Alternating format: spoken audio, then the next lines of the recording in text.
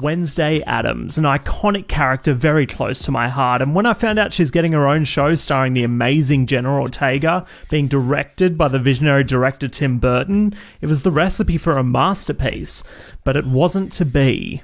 Before I get into it, I just want to say that if you enjoyed Wednesday, great. I'm actually jealous of you because I personally really wanted to enjoy this. I really did.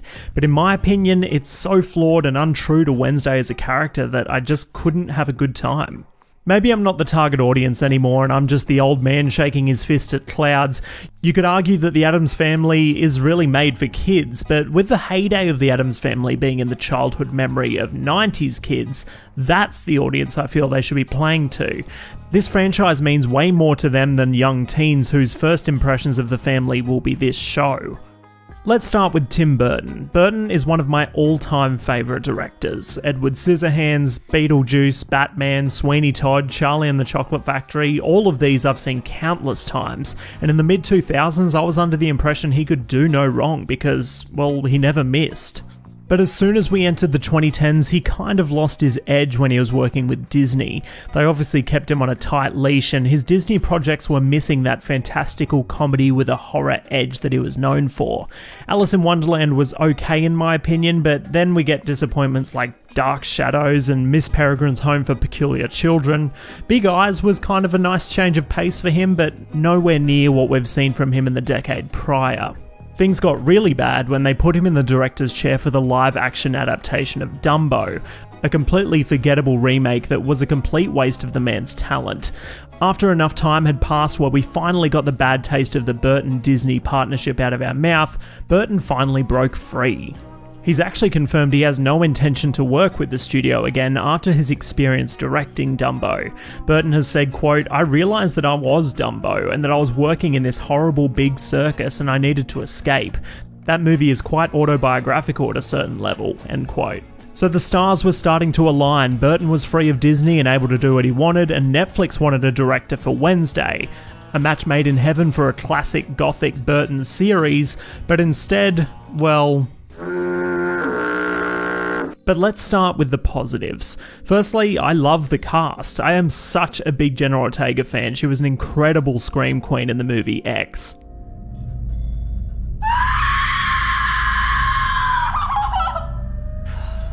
And she really is cementing her horror icon status by embodying Wednesday perfectly. The look, the not blinking, and even her cadence couldn't be more perfect. Catherine Zeta-Jones and Luis Guzman as Morticia and Gomez, perfect casting. And don't even get me started on Gwendoline Christie. I'm so glad she's getting more and more roles and getting the recognition she so rightfully deserves. It was actually kind of funny how astronomical the height difference was between her and Jenna. Christina Ricci, of course, known for playing Wednesday in the 90s movies, does a great job playing a much different role here. Something else I loved was the music. Burton teamed up once again with Danny Elfman, who always perfectly underscores the worlds that Burton creates. Another thing they got right were all the costumes. Wednesday's custom black and white uniform and Morticia's goth gown were standouts for sure. But despite all these positives, they weren't enough to tip the scales in the opposite direction for me. Now we find Wednesday joining Nevermore Academy to get a supernatural education surrounded by other similarly talented students. The series follows Wednesday and friends trying to solve a series of mysteries filled with murders and monsters. But let's talk about Wednesday as a character, not just in this show but in general. Wednesday loves everything horrific and really couldn't care less about anyone or anything.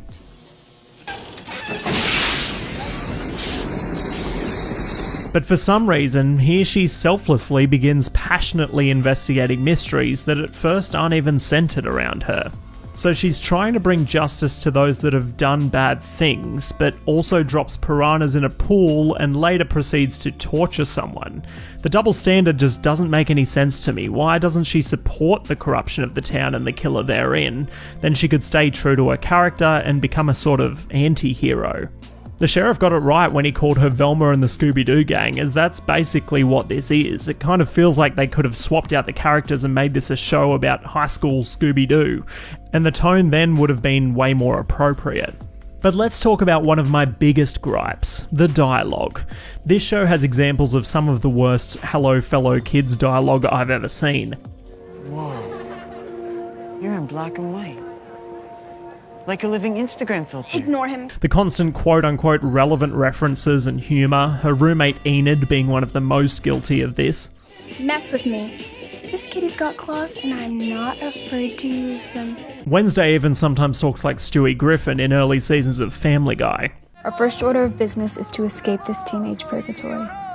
The fruition of my deeply laid plans to escape from that cursed ovarian Bastille. The worst offender, though, is the beekeeper Eugene, who delivers lines worse than a Nickelodeon sitcom actor.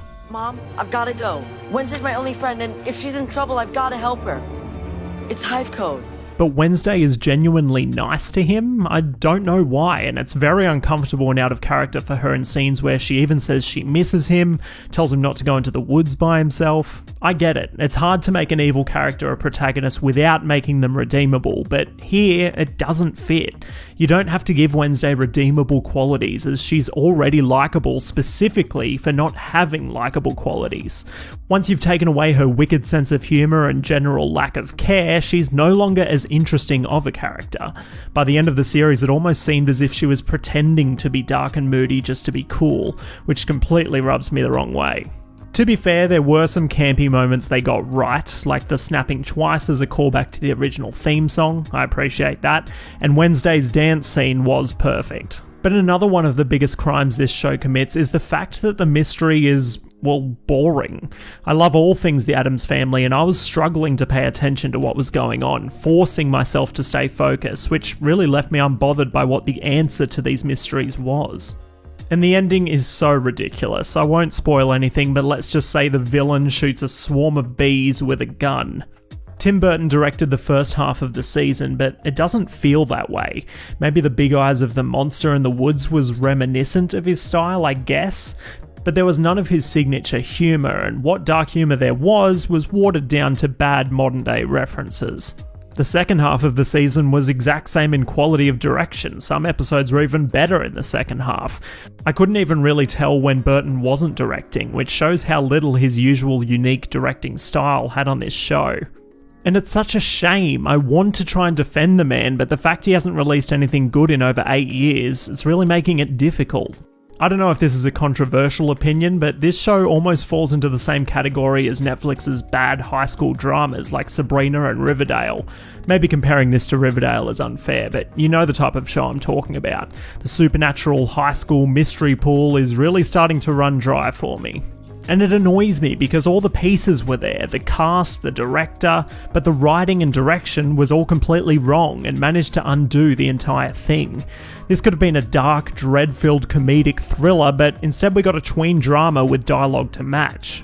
There have been adaptations of an adult Wednesday spin-off before, unofficial ones mind you, but if they were to do this right, it doesn't even really have to be an R-rated show, as great as that would have been, but just darker, and not this. All of this adds up to what will surely be an even worse season 2 should it get renewed, and by the look of the finale, it definitely will. But am I wrong? Most of the comments I've seen online are overly positive, and I'm just not understanding how people are still enjoying it despite its flaws. Please let me know what you think. I'll be down there in the comments. But if you haven't already, be sure to subscribe for weekly videos covering your favourite movies and TV shows. If you subscribed during this video, then welcome aboard, and if you had a good time hanging out, then spank that like button. This is Matt Rogers, and that is all.